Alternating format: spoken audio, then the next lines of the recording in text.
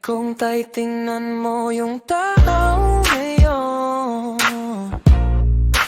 parang mundong walang Diyos. Parang habol lang nila politika, habol lang nila yung hanap buhay. Pwede bang magkaroon ng katalinuhan ng technology, pero wala sa larawan ng Diyos? Oo, sibilisado ka, matalino ka, mataas ang siyensa mo, pero hayop ka pa rin. Mamatay ka pa rin parang hayop kung wala kang pakialam sa Diyos.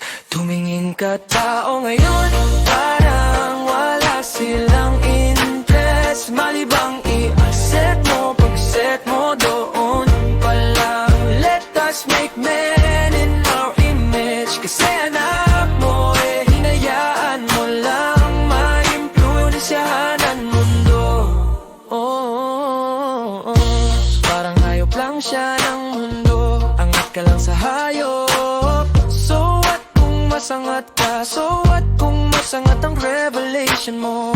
Pero hindi naman kayo berean, pwedeng masangat ka sa iba, pero Nicolaita ka pa rin.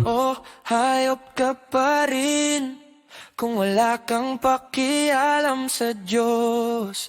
Tumingin ka tao ngayon, parang wala silang indos. Malibang i-set mo, pag-set mo doon pa lang. Let us make men in our image. Kasi anak mo hinayaan mo lang maimpluwensyahan ang mundo.